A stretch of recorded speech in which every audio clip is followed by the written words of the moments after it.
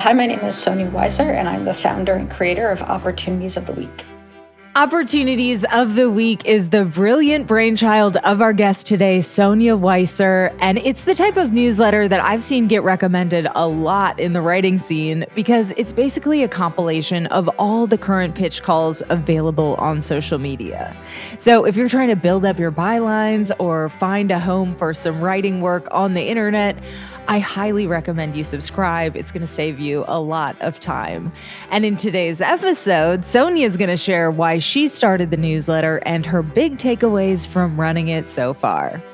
It helped with name recognition for sure, but a thing that it made me realize probably later than I should have is people are going to know you for the thing you do. They're not going to know you for the thing you want to do. So if your goal is to be a journalist, you got to be writing. If your goal is to be an aggregator, then do what I do. We're also going to talk about Sonia's writing journey, plus some tips for how to successfully pitch editors as a freelance writer, and more in today's episode. There's nothing to writing. All you do is sit down at a typewriter and bleed. Welcome to The Bleeders, a podcast and support group about book writing and publishing. I'm writer and podcaster Courtney Kosak, and each week I'll bring you new conversations with authors, agents, and publishers about how to write and sell books. So let's hear how Sonia got started.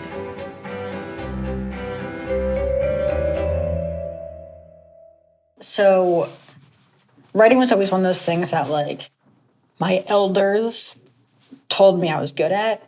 And I'm very much the type of person who doesn't want to try new things and get better at them. I want to keep doing the things I'm already good at. So once my first grade teacher was like, "You're a good writer," I was like, "Great, this is what we're doing for the rest of my life." So that was just a thing I always fostered and always did on my own. And again, it was all of that validation from grown-ups. I was just more and more excited about being a writer. Your parents too? Oh, my parents, my teachers, all that bullshit that I craved as a kid and still crave. And then, so I went to college originally for photojournalism, and then I was like, fuck this nonsense. Because I was working with a nonprofit that summer. There's obviously bias in journalism, but bias in photojournalism is so much more insidious in a lot of ways. And I was learning about that, and I was like, I don't want to be a part of this. This is too risky. So I spent more time doing journalism and creative writing in college. And then from there, I was just applying to all those internships and jobs and not getting them. And eventually I got a staffer position at the Mental Floss website, which may or may not even exist anymore. Nice, though. That's a good place to cut your teeth. They fired me after 3 months. Oh, okay. Maybe not. So in fairness to all of us, I was a shitty employee. It was just one of those jobs where they wanted you to write 3 pieces a day, and that is not something I can do. I'm a very slow writer, and I get distracted really easily, so those things don't add up. And it was also at a shitty time in my life where I was being super self-destructive and didn't try to hide it. I'm sure they're like, she's a liability. I had a gig like that at Bustle for a while where they wanted you to turn out kind of a crazy amount of content. And I took it because it was a good, I kind of needed the byline at the time. Yeah. And I needed the money, but I was like, I can't function with this. I'm also a slow writer. And I want to write better stuff than just I don't know, that. Yeah, it's definitely a good way to get a lot of clips really quickly. And I'm sure clips from that helped me get clips from other places. Yeah, it was just it wasn't a good match, which is fine. I was devastated when I lost the job, but in hindsight, I would have kept going at a thing that made me miserable, which is never a good thing. So I did that. And then I had a legit spiral after that while freelancing. Oh no. Which was, again, rite of passage, end up in rehab type of thing. This is a long, convoluted answer to a very basic question. But while I was in treatment for an eating disorder, my parents were like, "We're cutting you off." And I was like, cool. Oh, shit. I'm going to figure this one out. I'm very fortunate that my parents have helped me out in the way they did. but they cut me off, which like kicked me in the ass to be like, I need to get a job. I don't care what the job is. Because I was just freelancing while completely spiraling. And so I got an administrative assistant position, and the boss was so toxic that my parents were like, you know what, we'll support you again. Just like get the fuck out. Yeah, so after I got out of that job, I just like took freelancing more seriously and realized like I am not an in-office person. I'm not a full-time job person. Yeah, I feel that. Yeah, since then I just kind of like grew my freelancing business, for lack of a better word. I mean, definitely at the beginning I was doing a lot of like extra bread and butter things of like working at parties and photoshopping random things and like administrative assistant-y type tasks. And so you were freelancing, and then how did opportunities of the week start? You just were like, there is a need for these pitch calls that are easily accessible? Yeah, so I was in the binders group on Facebook. Yes, me too. Yeah, which a lot of people were, maybe still are, I don't even know, which turned into like a mighty, mighty shit show real quickly. But like from that, I learned that people are posting calls on Twitter. And I was like, cool, we need a way to collate all of these, make it accessible for people who can't afford the other services that do this. Because at the time, it was like just Study Hall that was doing it. And they didn't have a free option. So I was like, I can't afford to pay for this every month. So I started this as a thing for free. Because I was like, if I do this, that'll get my name on the map. Then editors will reach out to me to write stuff, which is not true. They will reach out to me to get other people to write stuff. Did it help you think with name recognition though? Because like, I know who you are. I mean, a shit ton, thousands of people know who you are now. It helped with name recognition for sure. But like a thing that it made me realize probably later than I should have is like people are going to know you for the thing you do. They're not going to know you for the thing you want to do. So if your goal is to be a journalist, you got to be writing. If your goal is to be an aggregator, then do what I do. But no one's going to be like, hey, Sonia, you're really good at copying and pasting. Can you write this long-form journalism piece for me? Like, that doesn't add up. Were you able to develop relationships with some of those editors that you were able to deepen, like actually pitch them? And then was there any sort of like upside in that way? Yeah, I mean, it's definitely a slow go for that. No one's really like coming out of the woodwork to be like, hey, I want to work with you. I mean, a few people are, but it's usually because I wrote something that they saw, not because they know me from the newsletter. Right. Or like they might know my Twitter and be like, you seem like a joke. Like, let's work together. So like that's definitely happened. I think a lot of editors have come to know me through Twitter because I'm, banging on their door. And then they'll see my writing through that and be like, oh, maybe we should work together. But it's definitely having a newsletter where you're not putting out any of your own content is not the way to get people to recognize your content. Yeah. You could feature your content at the top. No one would be mad at that. I mean, sometimes I'll put a picture of a dog. That's like about all I can offer right now. There was a Boats of the Week feature briefly at one point where I just kept finding boats in New York and taking pictures of them. That's hilarious. But that ended pretty quickly. You were like, oh shit, I ran out of boats. Yeah. There's like 4 boats. I don't want to look at like historic boats. I just want to look at the boats that I see. So you started the newsletter. You thought maybe it would help get your name out there. Did you have any other like ideas of expectations going into it? And then what wound up happening? No, I had no expectations. I was just like, here's the thing I already spend a shit ton of time doing. I'm going to make it easier for everyone else. Also, they will like me. Which, incidentally, if you do a lot of work for people at very little cost, they will like you. Yeah, that's true. Yeah, it's a thing I've learned. But they are not your friends. Another thing I've learned. These are all good lessons. The people you work for are not your friends. Yeah, important lesson. Yeah, so I started in June doing it for free. June of 2020? 2018. Yeah, no, it's been a hot second. Yeah, it has. And then that September, I was like, I cannot do this. Like, this is untenable for me to be doing this for free. And I was like looking for part-time work to subsidize it. And I was like, wait, I could just charge for the thing I'm already doing. So then I was like, it's $1 a month. And when I transitioned to $1 a month, I think I lost like half my subscribers at the point. That's crazy Whatever. because you've always been really chill about if someone is in need, you'll be like, hey, it's this much or whatever. Yeah. Like, I don't have an accountant. I honestly don't give a shit if you pay me like 2 years later than you should have, as long as I get paid eventually, maybe by enough people. Yeah, so I changed to $1 a month. And then that December, I was like, $3 a month seems pretty reasonable. And that was the last time I changed until this year. I was like, I upped it to $4 a month. But it's still like pay what you want. How does it, do most people pay? Like, are you able to replace that job that you were planning on getting? Oh, yeah. I definitely make almost all of my income from this.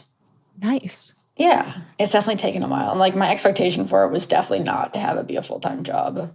It was like maybe it could cover my utilities. So yeah, that's where it's at right now. I'm just like waiting for Twitter to explode and then I'll see what happens. Oh God, yeah. I honestly don't think it's going anywhere unless like he does something super insane, which is a possibility. Yeah, my feeling about it also is like there isn't a better platform right now. And we all kind of know that. So unless something better pops up, no one's really going to go to, like, people are going to Mastodon, people are going to Post, people are going to wherever. But you need the inertia of something that's worth a bunch of people moving. Because right now I feel like not enough people are like, no, we got to go. And then this is the new routine. Having tried to get people to migrate to a new platform en masse, it's impossible. Like truly, like I'm trying to get people to leave Patreon to go to Ghost for payments for the newsletter. And it is pulling teeth. And that is a very easy process. You click one button, click another button, and you're done. And people just don't want to do it. So the idea of like going and learning a new platform, I can't imagine people are going to do. Yeah, it's really got to be burning down.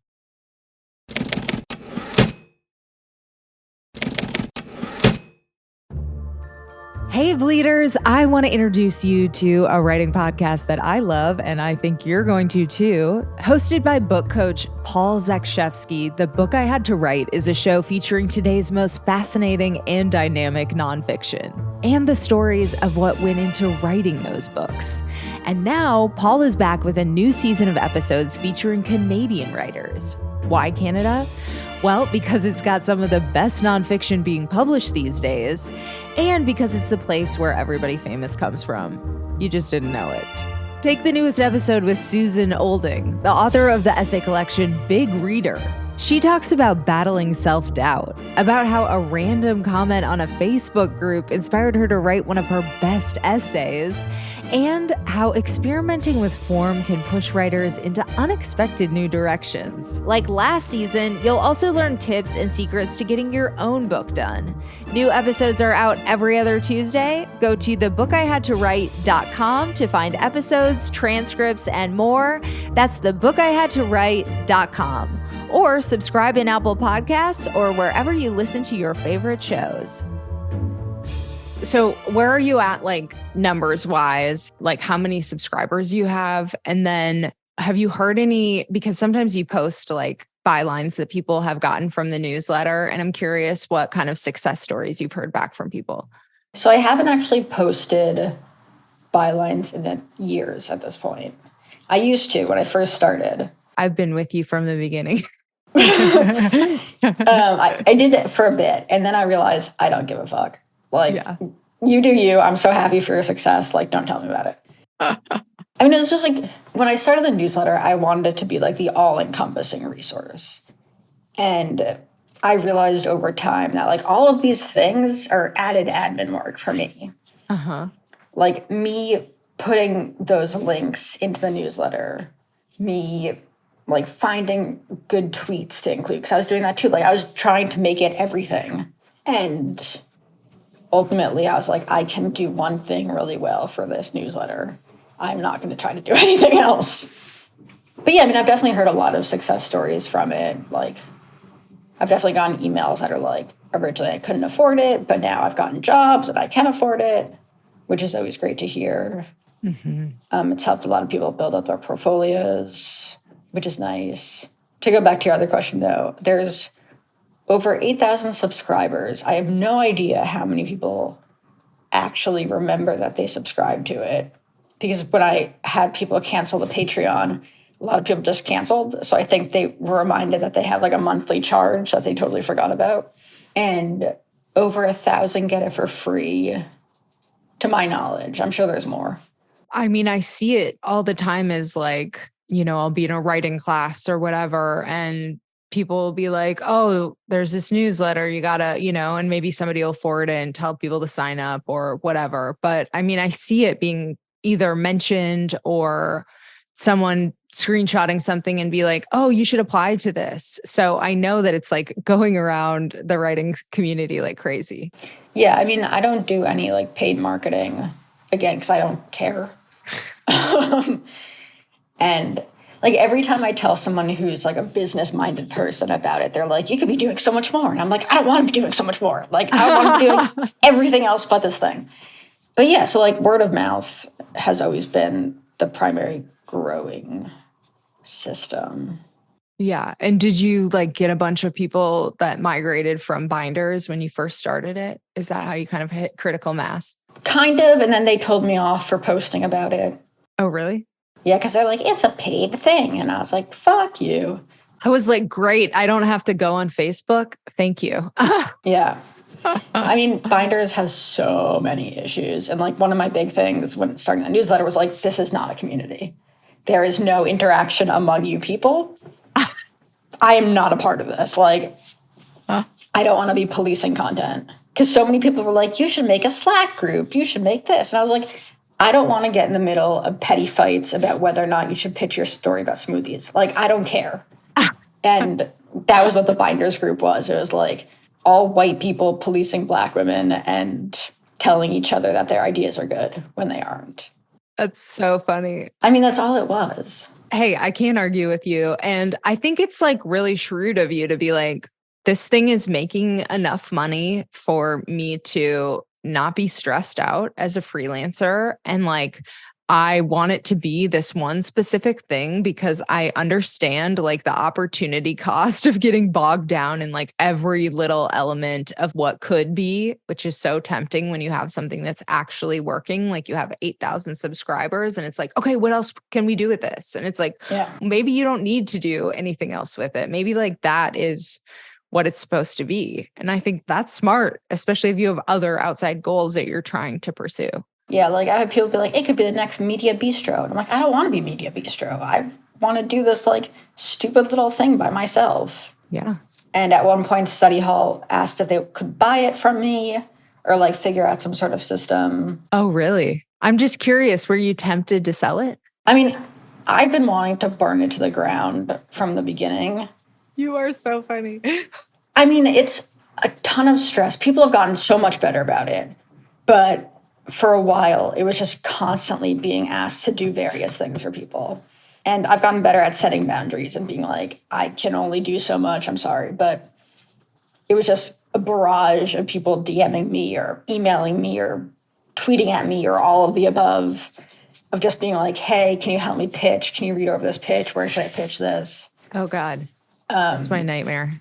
It was all the time. And it's still a lot, but I think I've made it pretty clear that, like, I am not your only resource. Please seek help elsewhere.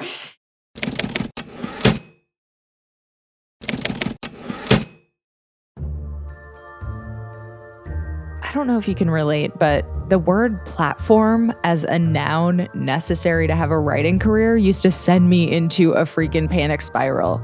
I wanted to be a writer, not an influencer. But book deals are often BYOP, bring your own platform. And I resented the idea of having to be both this writer and influencer as a prerequisite for success. It seemed like an insurmountable roadblock. And truth be told, I was jealous of famous writers who didn't have to bother trotting out whimsical Instagram flat lays of their favorite books or trying to make their lunch a hilariously poetic moment on Twitter. I still have a love-hate, mostly hate relationship with social media, but in writing my recent book proposals and landing a dream agent, I realized, hey, I had managed to build a decent platform in spite of myself.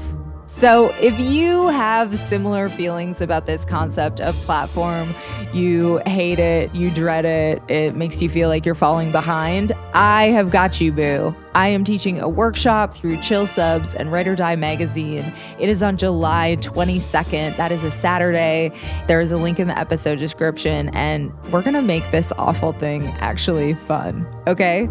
So if you want my advice on how to use podcasts and newsletters and social media and maybe some other things you haven't even thought of yet, to build your platform, you are going to love this workshop. And no, you don't need to start your own podcast, okay? I'm going to tell you how to use podcasts without even having one of your own. So again, if the idea of developing your writer platform freaks you out or just makes you feel really far behind, this is the workshop for you. I got you, boo.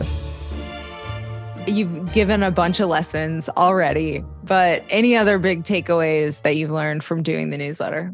Yeah, I mean, a bunch of them. I think my biggest one, like I said earlier, was like the people are going to know you for the thing you do, not the thing you want to do. Mm-hmm. But my other one is if you're starting out anything, have an exit strategy. Because I have no exit strategy. There's no way the newsletter can like seamlessly wrap up, which is frightening. Because like people are paying me every day for a full year in advance. So I don't have like any kind of way to like just close out payments for everyone all at once. Right. Yeah, so there's like truly no way for me to just say like I'm stopping without having to refund thousands and thousands of dollars. I have that. Okay, so I have a Substack now for my podcast bestie. Yeah. And I have people that have purchased annual subscriptions, and I plan on doing it for at least a year, but I have thought of that. Like, what happens? I mean, I don't know when I'm not going to want to do it, but let's say like in 2.5 years, I'm like, okay, I'm done and I'm not going to pass it off. How do you wrap up those subscriptions? I truly don't know. I wonder if Substack has a feature where if you stop mid-subscription, it automatically refunds people. Yeah. But it's like they owe you for the part that you did. It's complicated. Yeah, so have an exit strategy. Because like I didn't think I'd be doing this thing for that long. I thought it'd just be like a thing to tide me over. But now I can't really get out of it. Would you pass it off to someone, you know, like maybe not study hall, but if someone else was like, hey, I would totally take this over for you and you were like done, would you think about it? I have thought about it and I've like claimed to be in the process of doing that multiple times. But I'm so anal about everything with my name on it. Right. And also it's like, it's the perfect job for someone with severe depression because it's basically mindless. I'm accountable for 2 things in a week. I can pretty much dick off the rest of the time. So it's been a very good fallback career plan. It's not like the dream career, but I don't really even know what that is anymore. Mm-hmm. Yeah, I don't know. People have told me to like bring on assistants and all of that, but it's easy enough to manage on my own. And I don't like relinquishing control. I understand that. Yeah. Well, you made a really cool resource. You have compiled a bunch of resources and obviously done a bunch of your own pitching. So I was curious if you have tips for the bleeders that are listening about how to pitch. Sure. So, I mean, pitching is definitely like an ever-evolving process. You never, like, I'm sure there are people who've mastered it and, you know, bravo to them. But I'm always learning how to make a better pitch. And like, I think that just something to acknowledge when you're at the beginning of it, that like, you will be getting better. It will be getting easier. Just because it sucks now doesn't mean it'll always suck, but it probably will always suck because pitching's never fun. So there's just acknowledging that like, there is a learning curve is a big part of it. Making sure that you're tailoring pitches specifically for the publication. Because sometimes people will accidentally send me pitches. And a lot of times it's them being like, hi, I'm a writer. I want to write for you. And it's like, this is not what a pitch is. And I'm sure I sent plenty of those when I was younger. Because when people say like, reach out and say hi, they're not actually saying reach out and say hi. They're saying reach out with a pitch. But like when you're brand new, you don't know that. So there's that. There's including clips which showcase the type of work that you would be doing for the publication. And admittedly, I sometimes just send my website and say, like, here, look. But if there are definite pieces that mimic the style or mimic the content that you would be writing, then include those in the body of the text. Say, like, here's the other stuff I've written on this subject. Because that immediately is going to sell you. If they know that you've done it before, that you already have the sources, that you have experience with, if it's a community or whatever it is, that's going to be hugely helpful. I'm sure every editor is different, but what have you found to be like kind of the sweet spot on length? Every editor is so different. I've had editors who want to see a shit ton of research already prepared. I've had editors be like, shoot me 3 sentences with your idea. So, like, if it is a kind of more highbrow publication, my thought on it is, like, you want to show that you've done a bulk of the work already. Mm-hmm. Whether that's true, I don't know. Would you say who you're going to talk to? Or I don't always do that. And sometimes I feel like sheepish about including that because I'm like, I don't even know if I want to tell you this information. Usually I'll give a vague idea of who I would talk to. I mean, most likely I generally don't know who I would talk to when I pitch it. But, like, I know it would be an expert in such and such, or I know it would be someone who's done this specific thing. Or, like, very rarely do I have a story where I have an expert on hand already. And, like, in the few times I have, then I'll include one name in the pitch just to be like, I have the source. You can check them out. They are legitimate. And I think that's probably more important for the bigger publications, like the New York Times or what have you, where they need to know that you're not going to pitch them something that's complete bullshit. But, yeah, usually I don't include the actual names of people. And I think it's okay to not know who exactly you're going to interview before you start. Again, I don't know. I know it is like an art, not a science. I have found so many contradictory rules. I mean, that was also the problem with, like, any of these communities for journalists, is everyone's saying something else. Ultimately, like, one of the best things you can do is find a few people to have in your brain trust that you respect and that who are honest with you, who have some experience that you can rely on to give you this kind of information. Thank you so much, Sonia, for not only creating this excellent resource in Opportunities of the Week, but sharing how she built it with us today.